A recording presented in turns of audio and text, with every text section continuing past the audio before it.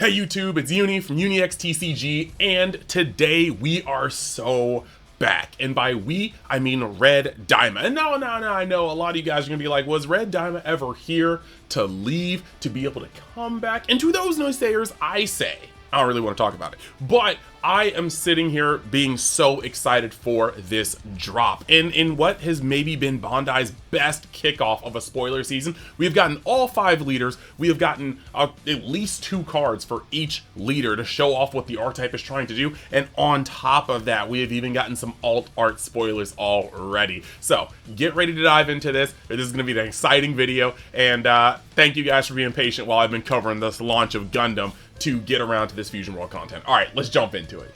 So the first card here is actually going to be Glorio. It is the red leader, and this actually was a shock to me because I for sure thought it would be like an SS4 Daimaku.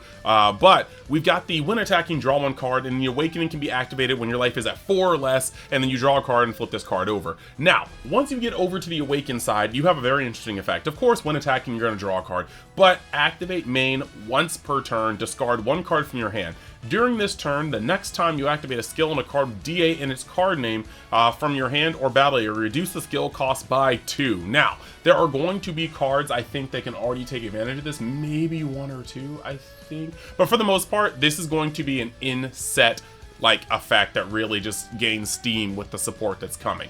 But you guys may be asking, what possible effects could they actually have this condition reduce? And I am here to show a keyword that was introduced as early as set 1 of Dragon Ball Super, what is now known as Masters, but it is now here fresh and shiny in set 7 of Fusion World, and that is Evolve. And so we have this Son Goku DA, our first look at Super Saiyan 4 Daima Goku. It is a 6 cost, 40k power, 5k combo power, Evolve. You may pay the skill cost and play this on top of a specified card in the battle area. 3 is the skill cost, and the specified card in question is Son Goku DA or Son Goku Mini DA with a cost of, or with a power of 25k or more. Now, activate main once per turn. If your leader has DA in its card name, switch this card to active mode. Now, yes, there is so much to go off of here, but I'm going to put it out here right off the bat. Move out of my way, Glorio SR. Now, I'm not saying Glorio ain't cool. The -5 is definitely awesome, but this guy actually has combo power and is very easy to set up. Your 2 cost Goku Mini is going to be able to go immediately into this with the cost of 3 or the cost of 1 and discarding a card in your hand if you are playing the Glorio leader. Why do I mention not Glorio's effect? Because right off the top of my head, I'm thinking about Super Saiyan Daimaku, making this guy a 50k base and then punching over. Now, this is going to be pretty awesome. I am loving this card. 50k dual attack is great, 40k dual attack is great, and yeah, this is awesome, and I can't wait to see the alt art. But man, oh man, am I finally excited to see this game. If you guys have actually just been chilling with me, rocking with me on this channel, seeing me at events, I love Daima. And I have been playing Super Saiyan Daimaku way more than I probably should have because I love Daima. But the point is, this is going to be a great addition, and I cannot wait to have this card in my hand. Now, moving over to the next card, we actually have a double down of the Super Saiyan 4 Goku from Daima, but this time it's his mini form. And this is going to be a 2 cost, 20k, 5k combo power. Excuse what's going on upstairs if you can hear it. If not, disregard. And on play, if your leader is awakened, this card gets plus 10k power for the turn. Now, the reason why this is really cool is because not only is it a 2k, 30k swing for the turn, however, we are still awaiting confirmation. I saw a post by the Tier 0 judge saying awaiting confirmation. But in Masters, where, if you guys aren't aware, a lot of this game gets its rulings from, it is the game that this game was made from, a card's power, or power increases, static power increases, are the only thing that transfers when a card evolved into another card. So basically, let's say you have, in Masters, you had a Vegeta, and that Vegeta had critical and plus 10k power. If you evolve that Vegeta into a bigger Vegeta, it would lose the critical keyword, but it would still keep that 10k power. Why does that matter? Because this card in specific is giving itself 10k power, which would mean if those laws, if those rules come congruent, you could play this 2 cost and gain 10k power and then evolve into the SS4 Big Goku, and he would still have the 10k combo or 10k power boost, meaning he would be a 50k dual attacker, or in the case of Super Saiyan Daimaku leader, he could become a 60k dual attacker, which is insane. I love it. I love it. I love it. I love it. And then the last card that we actually have that's going to kind of play into this is going to be Edenu. And this is a 1 cost 5k power, 10k combo power, auto once per turn. When your card with DA in its card name and evolved is played, draw 1 card. Because of this card, I am full on believing that there's no shot that that SR is the only thing that has evolved. I am going to be willing to bet money that we are going to get an SS3 Vegeta or Ultra Vegeta 1 if you prefer it, that is going to have the evolve keyword. We're going to have the evolve keyword that goes from Vegeta to Vegeta Super Saiyan 3. I think that it's possible that we get an evolve keyword with Goma into his Ultra Magic form. So I think that just by saying this Edenu, there has to be more than just this Super Saiyan 4 Goku hitting evolve. Or maybe we have multiple evolve targets. Maybe there's going to be an SCR SS4 Goku that also has evolve. Either way, this card is all contingent upon how much evolve we see in the set to know if it's truly going to be something we can take advantage of. Now moving over to blue, I've been yapping about Daima enough. We have got Shenron. Rejoice to all of you Shadow Dragon fans. However, there's going to be more rejoicing for other reasons soon enough. So what we got here is when attacking, draw 1 card, and then activate main/battle. If your life is at 6 or less and you have 7 or more cards with Shadow Dragon and their special traits in the drop, flip this card over. This automatically means that we are going to either have some effects that mill from the top of your deck to the trash or the drop, or we're going to have cards that actually go in and just discard themselves from your hand to get certain effects, or maybe even place themselves from the deck to the drop in a more specified way, not just like randomly taking the top cards of your deck, but maybe cards that just pitch things from the deck. So this is going to be pretty cool to see. Now, the Awaken side is very, very interesting. Permanent, your turn. When you would pay the cost of an extra card with Shadow Dragon and special traits from your hand, once per turn, you may place the same number of cards with Shadow Dragon and their special traits as that card's cost from your drop at the bottom of your deck in a random order instead. When attacking, draw 1. So this would mean that once per turn, like let's say there's going to be a 1 cost Shadow Dragon extra, you can literally play that by bottom decking a Shadow Dragon from your drop to the bottom of your deck, which is going to make it free. Excellent. We love this. This is actually going to be a stellar effect. But what kind of cards do you think we'll be getting with that? Well, you know what? Because Bandai was in their bag with this reveal, we're going to see a couple. So we're going to move over and see the next card. Nova Shenron. And Nova Shenron is a 3 cost, 20k power, 10k combo power card. On play, if your leader has Shadow Dragon and special traits, place the top 2 cards of your deck into their owner's drop. Then choose up to 1 battle card with a cost of 4 or less in your opponent's battle area and return to the owner's hand. So this is going to be interesting. Returning to hand is never as good as bottom decking, but we can't all have our cake and eat it too. It's going to be very, very nice that this card is going to mill your top 2, helping you awaken. It's also going to be cool that you can stun certain cards, such as an SS4 Goku in black or a Jiren in red. Things like that. So no, for what it's worth, all good. And it's a 10k combo power. It's 20k power, so we can go neutral. We're gonna love that. But the real gem is what comes next. This next card is called Burst Attack. And Burst Attack is a 4 cost Shadow Dragon extra. This is activate main. During this turn, when your card with Shadow Dragon and special traits attacks an opponent's battle card with a cost of 5 or less, place the attack card at the bottom of its owner's deck. There's already been a lot of buzz about this because the way the wording works out, this does not choose. This does not target. It allows you to tack things, okay? like, it says when you attack things, when a Shadow Dragon attacks something with a cost of 5 or less, you can place the attack card at the bottom of the owner's deck. What this means is that if your opponent has a Frieza, like a barrier secret rare Frieza, right?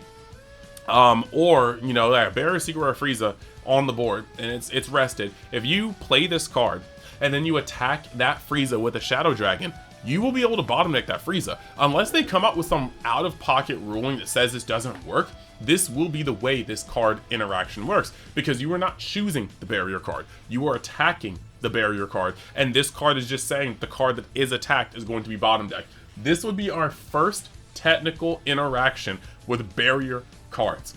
Now, I wish it wasn't an R-type locked thing, because I don't think anybody's going to want to pay for and tech Shadow Dragons just to get rid of, like, at that point, you're just playing Shenron, or you're not playing this card at all. So, it is what it is, but I think this card is actually really, really, really cool. And now we're going to move on to my next one, and man, oh man, I'm excited for this. If you guys can't tell, like, just literally look at this shelf. Look at this shelf and tell me I'm not a superhero fan. But we have got Piccolo. And this is going to be cool. So this is Piccolo Superhero. When attacking, draw 1 card, and then the Awaken happens at 4 life or less. You draw 1 card. This is actually just very, very, very, you know, standard, right? Oh, sorry. Small thing I have to let you guys know. Shinron does not draw when he flips over. He just flips over. So just let that be known.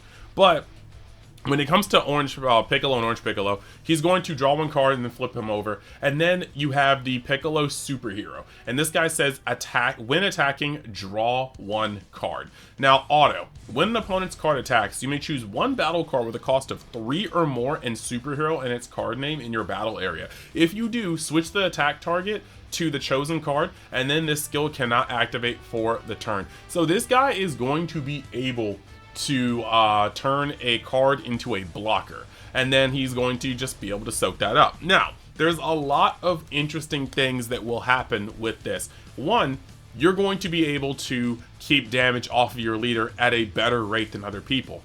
However, it is a cost of 3 or more, so you can't pull a Bobbity and start turning cantrips into blockers. However, this effect seems very, very, very susceptible to people just clearing your board via effect. So, I'm just saying, if my, like, observation hockey is anything still like it used to be, I would not be surprised if we see our first green card with barrier.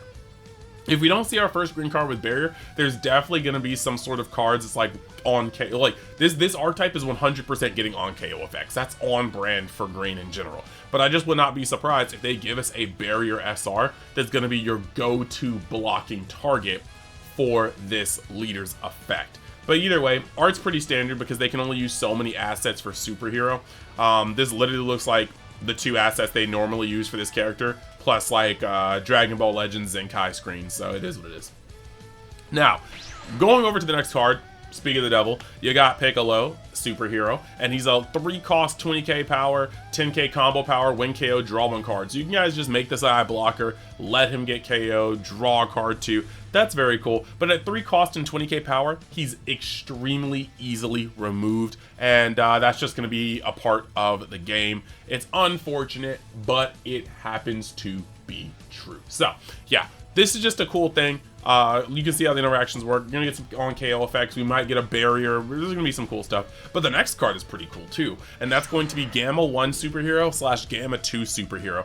5 cost, 30k power, 10k combo power. On play, choose up to 1 battle card with a cost of 3 or less in your opponent's battle area. Straight up KO it. Wonderful. Then your leader with Superhero and its card name gains plus 5k power until the end of your opponent's turn. So turning your leader into a 25k just for a turn is going to change up your opponent's math. We all know how 25k leaders work. It's going to allow you to get out of 30s with 10s. Very, very, very good on the defense. And we don't even know if this card is going to have a way to be cheated out, because if you can play 2 of these cards in 1 turn, then you really may be cooking indefinitely. So yeah, I think this is actually a really, really cool thing, and I cannot wait to see what this is, because with a rumored all sand set next set, it's very, very, very, very, very likely that we're going to see Beast Gohan come in. I don't necessarily know if I want him in green. I kind of think I want him in red, but you know what? I just don't care. Maybe just in green so we can put the Piccolo cards with the superhero cards with the Beast Gohan cards. I'm a green main now,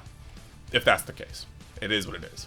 But I bet a lot of you guys are looking at these cards right now going, oh man, where can I find my boxes for FB07? Well, look no further, because my sponsor, Hyperbeam Cards, has you covered. Based in Tijuana, they actually ship to both Mexico and the US, so we got you covered no matter where you are in North America trying to find this game. And we are super excited to make sure that everybody that plays this game has a place to get FB07. Pre-orders are now open, so make sure you go in the description, check out their website, their Facebook, their Instagram, shoot a message, tell them I sent you, and pre-order your FB07 cards today.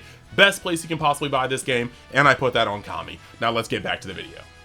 Alright, next leader we got here is Golden Frieza, or Frieza into Golden Frieza. And this is pretty cool. We all like our Golden Friezas, but just know that with the gold foiling, you know this alt-art leader is going to slap. But you've got when attacking, draw one card, and the awakening happens at 4 life or less. You're going to draw a card, flip it over, and then you've got the really interesting effect. You've got this when attacking, draw one card, but also end of turn 1. Reveal the top card of your life. And if the revealed card is a battle card with a cost of 6 or less and Frieza clan and special traits, you may play it. Now, a lot of people already been buzzing about this. They've been like, oh, 6 cost Frieza, that's crazy. Double strike Frieza, that's crazy. Yeah, it is. Secret Rare Frieza Barrier, that's crazy. However, this effect says nothing about replacing your life, so those effects will probably be on the cards themselves. And with that being said, that's a built-in limiter already. You can't just be playing 6-drop Frieza at 4 life out of your life on a random flip, or maybe they'll have things that help you rearrange your stuff. But the point is,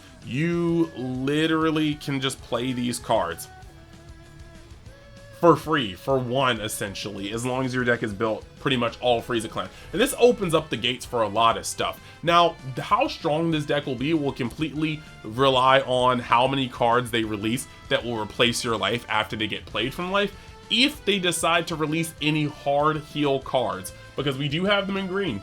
We have quite a few cards in green. It's like you play them, you gain a life. Now, if they do that, you will be able to dip down to 3, down to 2, playing out cards that are not gonna replace your life, only to heal up on your turn if you don't die the following turn. So I think this is going to be really, really cool. I'm very excited to see how the archetype plays out, because there's a lot riding on the cards that get released, but at least we have 2 of them to see now. So first one we have here is actually King Cold and Mecha Frieza. I said that backwards, dyslexia moment. Mecha Frieza / King Cold, and it says blocker on play. If this card is played from your life, add the top card of your deck to your life. Like I said, will ride or die based on how the cards themselves are worded. Now, the first thing you'll notice is that at level 5, got good stats to avoid certain removals. It's got 25k power, which is not great stats to avoid removal by red, and it's got 0 combo power, which means this card generally sucks in your hand. So hopefully there's a way to put it from your hand to your life, and that will be pretty cool. However, it is cool that when it gets played, it's going to replace, which means this is a safe card to play for 1 at the end of your turn. Blocker that comes out of literally nowhere, like an RKO, and yeah, it's just going to be a really, really cool card to have.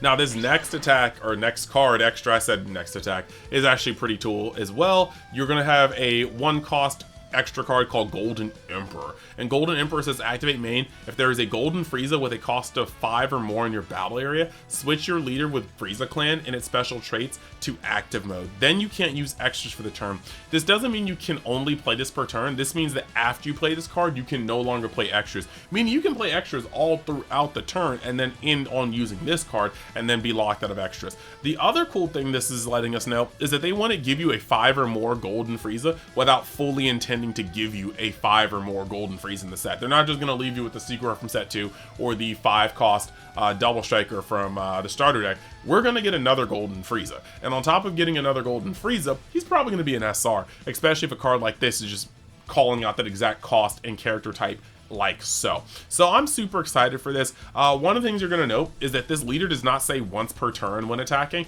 So anytime you use Golden Emperor, you will get both leader draws. So no tricky, weird Majin Buu evil type shenanigans. No, you're just going to draw twice. So I am digging this card. And now we are over here at black.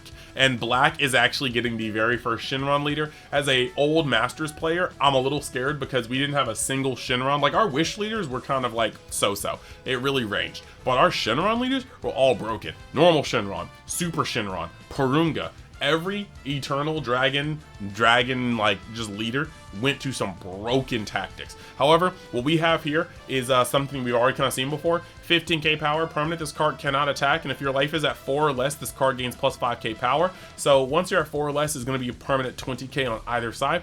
Activate main, switch this card to rest mode, draw 1 card, which is really cool. Passive draw that doesn't awaken your opponent, and then activate main / battle. When you have 7 cards with Dragon Ball and their special traits in your drop, draw 1 card, then flip this card over. So drawing an unconditional card every turn while not awakening your opponent, and then being able to awaken and flip at any life, is going to be something that's very interesting, and I can't wait to see if this deck pops off. Now the next effect, on its awakened side, it's a 20k base, permanent. This card can attack still. Activate main, switch this card to rest mode, play up to 1 battle card with a cost of 7 or less from your drop, and flip this card to its front side. Then return all cards in your drop to the owner's deck, shuffle your deck. So on one end, I think returning all the cards to your deck is a very powerful, borderlining on broken ability. Because if you used any super combos, you're shuffling those to your deck. If you use any, like, you were never going to run out of cards. You will never run out of cards in this deck. However, the other thing about this though is that because it seems like this deck is going to focus on reanimating cards, bringing them back from the drop, shuffling your entire deck back into, or drop back into the deck, yes, it does prolong your bombs, your techs, all your cards go back and you can draw them all over again. But your drop is never going to be set up again. Well, you have to reset it up. And if it took you 4 turns to set up your drop, it's going to take you another 4 turns to set up your drop again. And that may be enough time for your opponent to just enact the rest of their game plan and go out for the victory. So we'll see. But when it comes to this deck, we have actually like double the cards to reveal. So let's go through them. First, we have Ulong. And Ulong is a 1 cost 5k power, 10k combo power on play. If your leader has Dragon Ball and his special traits, choose up to 1 battle card with a cost of 5 or less in your opponent's battle area, and it can attack during your opponent's next turn. So it's kind of like a archetype specific, more limited Para Bros, which is kind of funky, but it also doesn't have to have an energy marker. So in some ways it's better. I guess it's maybe closer to Chaozu than it is Para Bros. Now, the thing that is kind of funny here is this is literally in the Adventure Saga, but he doesn't have the Adventure trait. But at the same time, it requires your leader to have Dragon Ball. So even if it had the Adventure trait, it wouldn't really matter much. So, you know what? It is what it is. Next card we have here is Kami, and Kami is a 1 cost 10k power, 10k combo power auto. When this card is placed in your deck into its owner's drop, if your leader has Dragon Ball and his special traits and you don't have an energy marker, you place 1 energy marker. So just by milling this, you're gonna get an energy marker. Like and dislike this card. It's gonna be really cool and you just get a free energy marker for no reason. But at the end of the day, I don't like cards that are just up to random chance. If we get some sort of way to stack the top of your deck, put cards from your hand to the top of your deck, that's going to be something else different. But as it stands, I'm not really a fan of just, you can't bank on this card, you know what I mean? That's the thing I don't like. I don't like variance.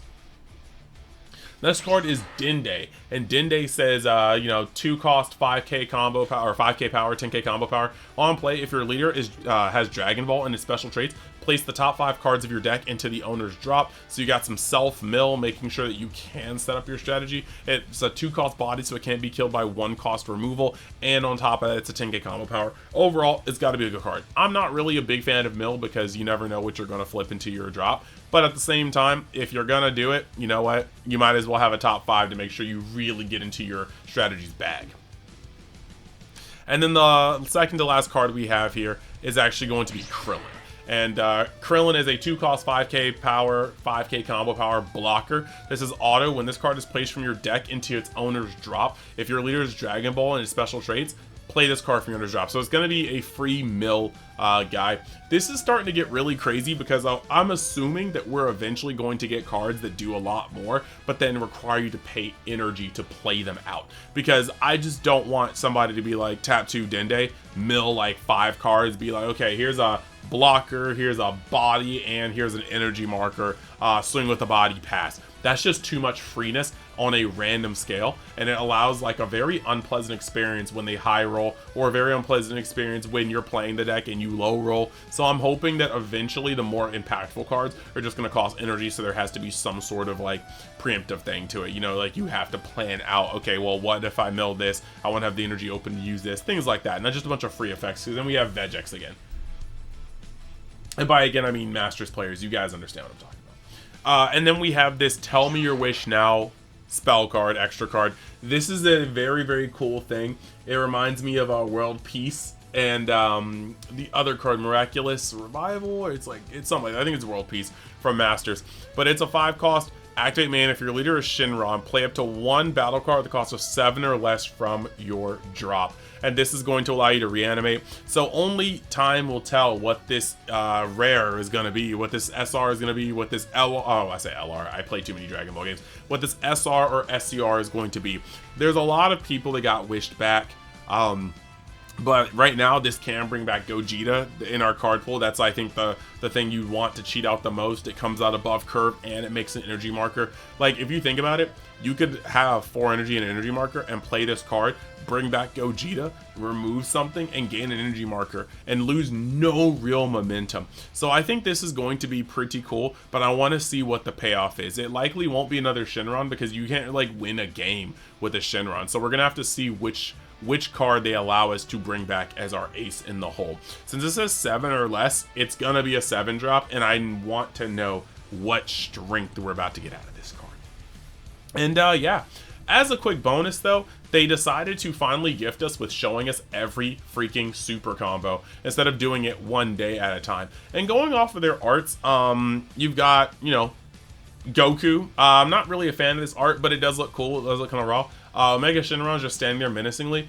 This is Gohan after, like, you know, he threw off his glasses when he was about to beat the crap out of Gamma 1 and Gamma 2 to get his daughter back. So I'm here for that. Clean. I will need them. And then you've got Cooler. Why? Don't know, but he's here. And then last but not least, Black is never, as in the words of one of my local homies, Black is never beating the allegations with their super combos. Between Bulla, between Pan, now we've got this one.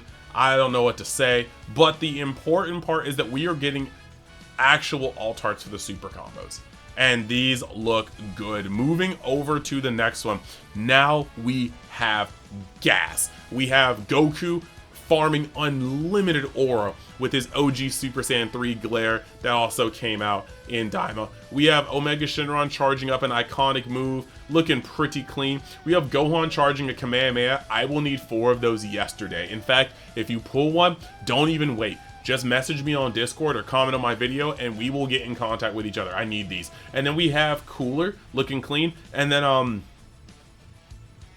anywho, all of these super combos look so nice, and it's just like really cool that we're finally going to actually be able to bling out our super combos, and it doesn't have to come from an anti-box or the SP slot, unless these guys are the SP slots, in which case, Kami, help your soul, because they will be expensive. But all of these look really cool, and honestly, I can just see myself trying to get as many of these as possible. I hope this is like 2 per box and not the SP slots, but if it is the SP slots, I'm just going to need 4 Goku and 4 Gohan. My Daima deck will have to continue being max rarity, and I mean max rarity. Like, if you see me at an event, do not ask me why I'm slamming down SS3 super combos and cereals on the table. I just am. Don't worry about it. Now, this is pretty cool, and I think this has been the craziest intro for a spoiler season so far.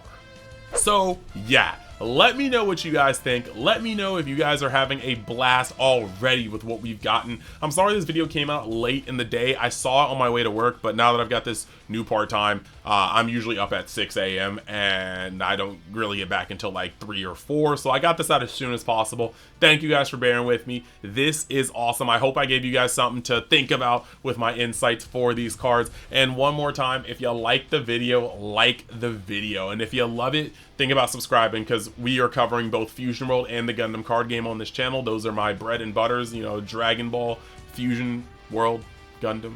Yeah, I don't know why I said Fusion World when I pointed the Gundam stuff. Look, the point is, we're going to be having a blast, so keep it cool. Like keep it parked right here, because we are going to be providing you with all the TCG entertainment you might want or need. So that being said, I want to give a special shout out to everybody that's been supporting the channel. Thank you so much. I want to give another special shout out to Hyperbeam Cards. Make sure you go down in the description, check them out. Make sure you have your FB07 pre-ordered. And then last but not least, I want to give a special shout out to my Patreons. We are really going to be revamping how this stuff works, because now that I have a bigger crunch on time, I really need to figure out how to better maintain the content that goes up there. But now that we have another set, there's definitely going to be a different approach. Just have to kind of iron out the kinks. And yeah, thank you guys for my Universe Aristocrats. Thank you guys for my Denizens of Universe X, my Galactic Patrols, and also, most of all, the Universe X Realm of Xers. That's my highest tier. My Big Daddy Flapjacks, my Burars, my Brother Bears, my Bryce R's, my Christopher V's, and my Dallas S's. Thank you so much for the support you guys give every day, and I appreciate you all. Thank you guys. I'll see you next time. Later.